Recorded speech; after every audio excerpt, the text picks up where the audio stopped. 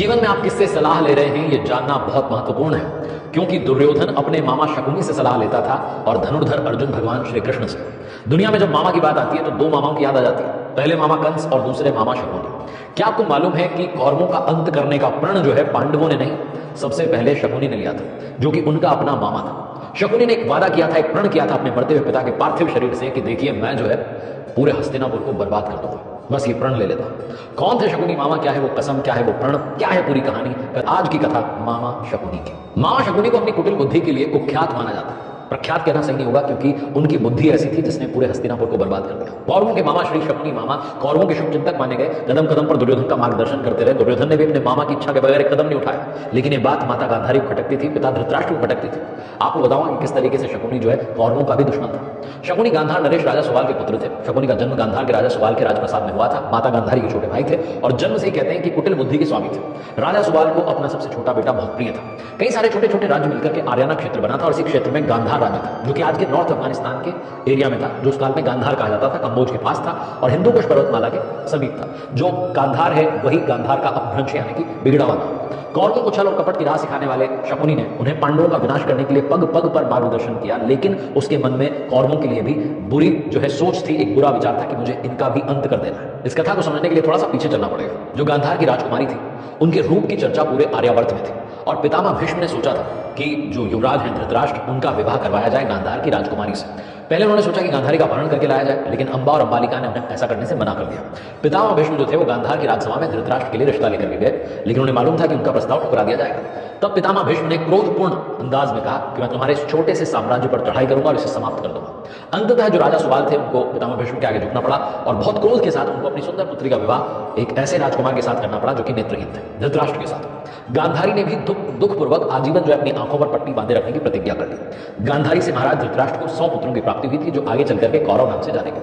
कहा जाता है कि गांधारी का विवाह महाराज धृतराष्ट्र से करने से पहले ज्योतिषियों ने सलाह दी थी कि गांधारी के पहले विवाह पर संकट है, इसलिए पहला विवाह किसी और से कर दीजिए, फिर धृतराष्ट्र से कीजिए। ज्योतिषियों के कहने पर गांधारी का विवाह एक बकरे से करवाया गया, बाद में उस बकरे की बलि दी गई। कहा जाता है कि गांधारी को किसी प्रकार के प्रकोप से मुक्त करवाने के लिए ज्योतिषियों ने यह सुझाव दिया था। इसी वजह से गांधारी प्रतीकात्मक रूप से विधवा मान ली गई और बाद में उनका विवाह धृतराष्ट्र से कर दिया गया। ऐसा क्यों किया गया, इसके पीछे और भी कारण थे। गांधारी एक विधवा थी, ये सच्चाई जो थी बहुत समय तक कौरव पक्ष को पता नहीं चली। ये बात जब महाराज धृतराष्ट्र को पता चली तो बहुत क्रोधित हो गए और उन्होंने समझा कि गांधारी का पहले किससे विवाह हुआ था और न जाने क्यों जो है किस कारण वो मारा गया। धृतराष्ट्र के मन में इसको लेकर के दुख उत्पन्न हुआ और उन्होंने इसका दोषी गांधारी के पिता राजा सुवाल को माना। धृतराष्ट्र ने गांधारी के पिता राजा सुवाल को पूरे परिवार सहित कारागार में यानी कि जेल में डाल दिया। कारागार में खाने के लिए सिर्फ एक व्यक्ति का भोजन मिलता था, केवल एक व्यक्ति के भोजन से पूरे परिवार का पेट कैसे भरता है। कुल मिलाकर के पूरे परिवार को भूखे मार देने की साजिश थी। राजा सुवाल ने निर्णय लिया कि ये जो भोजन है सिर्फ उनके सबसे छोटे पुत्र को दिया जाए, ताकि परिवार में कोई जीवित रहे और शकुनी जो है अपना जीवन का लक्ष्य या प्रण को ना भूल जाए। इसके लिए जब भी जेल में परिवार के साथ वो बंद थे तो सब परिवार वालों ने मिलकर के उसके पैर को तोड़ दिया, ताकि अपने परिवार के अपमान की बात याद रहे और उसके बाद शकुनी जो है लंगड़ा कर चलने लगे। एक एक करके सुवाल के सारे पुत्र मरने लगे। सब लोग अपने अपने हिस्से का चावल शकुनी को देते थे ताकि वो जीवित रहकर कौरवों का नाश कर सके। सुवाल ने अपने सबसे छोटे बेटे शकुनी को प्रतिशोध के लिए तैयार किया। मृत्यु से पहले सुवाल ने धृतराष्ट्र से शकुनी को छोड़ने की विनती की, जो धृतराष्ट्र ने मान ली। राजा सुवाल के सबसे छोटे पुत्र शकुनी जो थे वो अपनी आंखों के सामने परिवार का अंत होते हुए देख रहे थे। जब कौरवों में वरिष्ठ युवराज दुर्योधन ने देखा कि शकुनी जीवित बचे तो अपने पिता से कहा कि इन्हें क्षमा कर दीजिए, अपने देश वापस लौट जाने के लिए कहिए, क्या यहीं रह जाए हमारे साथ। तो शकुनी ने हस्तिनापुर में रुकने का निर्णय लिया और हस्तिनापुर में सबका विश्वास जीता। 100 कौरवों का अभिभावक बन बैठा और अपने विश्वासपूर्ण कार्यों के चलते दुर्योधन ने शकुनी को अपना मंत्री नियुक्त कर लिया। सबसे पहले उसने गांधारी और धृतराष्ट्र को अपने वश में किया, फिर धृतराष्ट्र के भाई पांडु के विरुद्ध षड्यंत्र करवाया और धीरे धीरे शकुनी ने दुर्योधन को भी अपनी बुद्धि के मोहपाश में बांध लिया। शकुनी ने दुर्योधन को युधिष्ठिर के खिलाफ युद्ध के लिए भड़काया और महाभारत के युद्ध की नींव रखी। जिस पासे से पूरी महाभारत का युद्ध प्रारंभ हुआ, उस पासे की कहानी पहले आपको सुना देता हूं आगे बढ़ने से पहले। शकुनी के बारे में कहा जाता है कि कभी भी जुए में नहीं हारा। उसकी जीत का रहस्य उसके पासों में छुपा हुआ था। बहुत कम लोग जानते हैं कि शकुनी के पास जुआ खेलने के जो पासे थे वो उसके मृत पिता की हड्डी के थे। शकुनी के पिता जब बंदी गृह में मरने लगे तो उन्होंने देखा कि उनके बेटे की चौसर में रुचि थी, तो कहा बेटा तुम मेरी उंगलियों से पासे बना लेना, इनमें मेरा आक्रोश, मेरा दर्द भरा होगा, जिससे चौसर के खेल में तुम्हें कोई हरा नहीं पाएगा। पिता की उंगलियों से बने पासे से चौसर खेलने की वजह से शकुनी हर बार पांडवों को हराने में सफल हुआ। अपने पिता की मृत्यु के पश्चात शकुनी ने उनकी कुछ हड्डियां अपने पास रख ली थी और जुआ खेलने में पारंगत था, तो फिर उन उंगलियों से पासे बना लिए थे। शकुनी की जो चाल थी सिर्फ पांडवों का ही नहीं बल्कि कौरवों का भी विनाश करना चाहते थे, क्योंकि शकुनी ने कौरव कुल के नाश की सौगंध खा ली थी और उसके लिए उसने दुर्योधन को अपना मोहरा बना लिया था। हर समय बस अवसर तलाशता था जिसके चलते कौरव और पांडवों में भयंकर युद्ध हो जाए और कौरवों की जान चली जाए। जब युधिष्ठिर हस्तिनापुर के युवराज घोषित हुए तो शकुनी ने ही लाक्षागृह का षड्यंत्र रचा और सारे पांडवों को वहां जिंदा जलाकर मार डालने का प्रयत्न किया। शकुनी किसी भी तरीके से दुर्योधन को हस्तिनापुर का राजा बनते देखना चाहता था, ताकि उसका दुर्योधन पर मानसिक आधिपत्य रहे और इस मूर्ख दुर्योधन की सहायता से भीष्म और कुरुकुल का जो है विनाश कर सके। इसीलिए उसने पांडवों के प्रति दुर्योधन के मन में वैरभाव जगाया और उसे कहा तुम्हें तो सत्ता लेनी।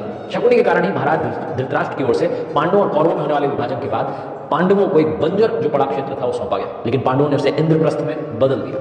वहां जब बुलाया गया कौरवों को और उन्होंने जब महल में प्रवेश किया तो वहां एक विशाल कक्ष में पानी की उस भूमि को दुर्योधन ने गलती से असल भूमि समझकर उसमें पैर रख दिया और पानी में गिर पड़ा।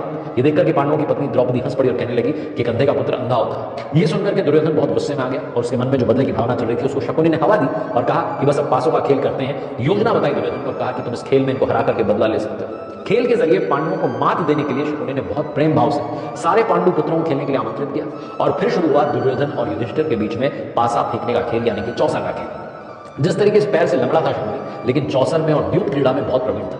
चौसर की महारत ऐसी थी कि जो चाहता था वही अंक पासों पर आता था। पासों को उसने सिद्ध कर लिया था। उंगलियों के घुमाव पर ही पासों के अंक पहले से प्री डिसाइडेड रहते थे और शुरुआत में पांडवों का उत्साह बढ़े, उन्हें मजा आया, इसलिए शुरुआत में पांडवों को जिताया और उसके बाद जो है उनको हराना शुरू किया। धीरे धीरे खेल के उत्साह में युधिष्ठिर सारी दौलत, सारा साम्राज्य हारने लगे, सारी संपत्ति हारने लगे। जब सब हार गए तो शकुनी ने कहा कि देखो सब कुछ वापस मिल जाएगा अगर तुम अपने भाइयों को और अपनी पत्नी को दांव पर लगा दो। मजबूर होकर के युधिष्ठिर ने शकुनी की बात को मान लिया और अंत में ये बारी भी युधिष्ठिर जो महाराज थे वो हार गए। इस खेल में पांडवों का द्रौपदी का अपमान हुआ और कुरुक्षेत्र के युद्ध का सबसे बड़ा कारण यही बना। मार्गशीर्ष शुक्ल 14 को महाभारत के युद्ध का प्रारंभ हुआ। 18 दिनों तक युद्ध चला। युद्ध के पहले दिन पांडव पक्ष को भारी हानि हुई, दूसरे दिन पांडवों का अधिक नुकसान नहीं हुआ। द्रोणाचार्य ने धृष्टद्युम्न को कई बार हराया, पितामह भीष्म ने अर्जुन को कई बार घायल किया, अर्जुन ने पितामह भीष्म को रोके रखा। तीसरे दिन जो महाबली भीम थे उन्होंने घटोत्कच के साथ मिलकर के दुर्योधन की सेना को युद्ध से भगा दिया। इसके बाद पितामह भीष्म ने भीषण संहार मचा दिया। भगवान श्री कृष्ण ने अर्जुन से कहा कि आप पितामह भीष्म का वध कीजिए, लेकिन उत्साह में वो युद्ध नहीं कर पा रहे थे तो भगवान श्री कृष्ण स्वयं जो है पितामह भीष्म को मारने के लिए दौड़े। अर्जुन ने कहा मैं आपको जो है प्रण लेता हूं, आपको भरोसा दिलाता हूं कि इनका जो है वध जरूर करूंगा। ये सब हुआ, फिर लगातार जो है युद्ध चलता चला गया, लेकिन मामा शकुनी अभी युद्ध में जो है डटे हुए थे। 18 दिन बीत चुके थे। कहते हैं कि महाभारत में शकुनी के परिवार के बारे में ज्यादा तो नहीं बताया, लेकिन इतना बताया कि पत्नी का नाम आशी था, 3 बेटे थे, उलूक, वृकासुर और वृकचिट्टी। उलूक जो था वो भी महाभारत की लड़ाई में मारा गया था। वृकासुर का वध भी इसी युद्ध में हुआ था। वृकचिट्टी वहां जीवित रहा और बाद में गांधार का राजा बना था, ऐसा कहा जाता है। तो 18वें दिन शकुनी के पास में 500 घोड़े थे, 200 रथ थे, 100 हाथी थे, 1000 सैनिकों की पैदल सेना थी और डटा हुआ था। उस दिन कौरवों की सेना को बहुत नुकसान होता है, ऐसा लग रहा था कि कौरवों की हार तय है। तभी शकुनी और उसका पुत्र उलूक जो है सहदेव की ओर दौड़े। सहदेव के भाले से उलूक का सिर खंडित हो गया, मारा गया। शकुनी को और क्रोध आया और तेजी से युद्ध करने लगा। उसे अपने बेटे की मृत्यु का आघात लगा। उसने सहदेव पर भीषण शक्ति अस्त्र का प्रहार किया। सहदेव ने बाण द्वारा उस शक्ति को निष्क्रिय किया और भाले के आघात से शकुनी के मस्तक को धड़ से अलग कर दिया। कुरुक्षेत्र के युद्ध में शकुनी ने दुर्योधन का साथ दिया था। शकुनी जितनी नफरत, जितनी घृणा कौरवों से करता था उतनी पांडवों से करता था, क्योंकि उसको दोनों की ओर से दुख मिला था। पांडवों ने जो है शकुनी को बहुत कष्ट दिए थे, भीम ने अनेक अवसरों में परेशान किया था, लेकिन महाभारत युद्ध में अंत में सहदेव ने शकुनी का पुत्र सहित वध कर दिया। शकुनी जो एक ऐसा किरदार जो कौरवों को विश्वास में लेता है, पांडवों के साथ युद्ध में धकेलता है, हर चाल का सूत्रधार बनता है। द्रौपदी का चीरहरण होता है तो उसके पीछे कारण शकुनी। वनवास काटकर जब लौटे पांडवों को 5 गांव नहीं मिलते, उसके पीछे कारण शकुनी। शांति दूध बनकर भगवान श्री कृष्ण पहुंचे, उनको बेरंग लौटना पड़ा, उसका कारण भी शकुनी। इसलिए मैंने कहा कि आप ध्यान रखिए आप किससे सलाह ले रहे हैं, क्योंकि दुर्योधन मामा शकुनी से सलाह लेता था और धनुर्धर अर्जुन भगवान श्री कृष्ण से।